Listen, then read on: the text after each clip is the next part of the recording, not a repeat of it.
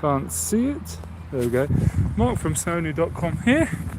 And if you ever wondered what St Moritz in Switzerland is like in the winter, I'm here to tell you. I am currently, if I can pan round, on the lake,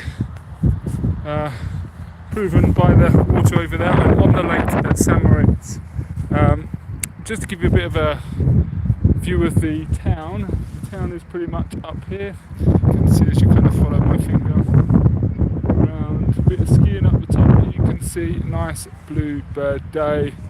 Mountains, of course, in the background. We are kind of in the middle of the Engadin Valley. What is interesting today is that on the 23rd to the 25th of January, they're going to have the horse polo on the lake, which is going to be spectacular.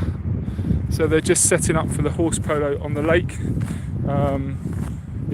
which obviously attract a lot of people from Zurich especially, and obviously get all the residents locally that are out. I'm just walking along the lake. It's a huge lake. To the end, a big valley where they do a lot of cross-country skiing. At the moment it is a beautiful sunny day. There's hardly any wind and it's very, very mild.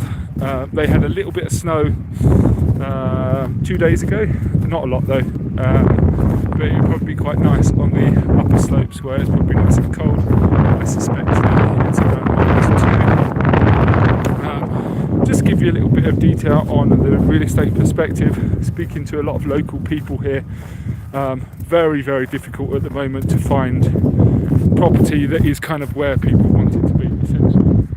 They want it to be somewhere up here for easy access. But unless you've got an EU passport or you're a Swiss resident, as a foreigner, there's very, very limited stock. Anything that is kind of on the market gets snapped up pretty soon by the locals with their kind of internal communications, let's say. A lot of the families here are even speaking about restricting the amount of foreign investment, and they still want it just to be Swiss nationals to buy in here. It's a very kind of unique place. The architecture's quite interesting. To put it bluntly, I don't think it's very pretty, but it's a very old town with a lot of families that have been here for a considerable amount of time. What I do love about places like St Moritz, and us, of course, other places around, is that despite, as well as the polo, I am literally walking up to what would be the most amazing, if anyone fancies doing it, ice skating rink that they have literally just removed the snow to leave the ice of the lake. So as I swing this round, you can see I'm literally on the ice skating rink. Well, hope no one's injured. That goes probably around for 800 metres. Will stay with me and you can see someone skating past. And this is the lake that I sometimes would paddleboard on if I was here. Oh my gosh! There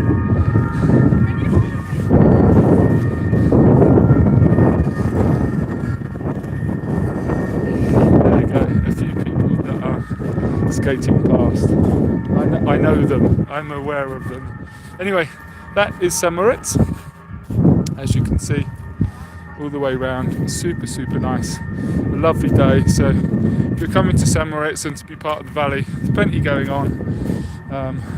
But if you're after some real estate, you need to have some very, very deep pockets here. It is quite an expensive place to purchase. If you want to do something that is a little bit more, I wouldn't say cheaper by any stretch of the imagination, but a little bit more accessible to people with a slightly lower budget, then you can look at places like Silver Planner, which is just slightly along the valley, and then at the end up to places like Maloja, or the other way.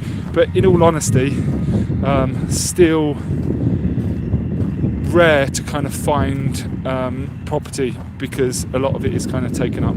Anyway, if you are coming to St Moritz for the polo, please enjoy. If you are looking for some property in Switzerland, please go on SnowOnly.com and you will find plenty of properties there, but it doesn't have to be exclusive to Switzerland. Obviously France, Italy, Austria, Japan, US, etc., etc. Anyway, thank you for listening. Bye.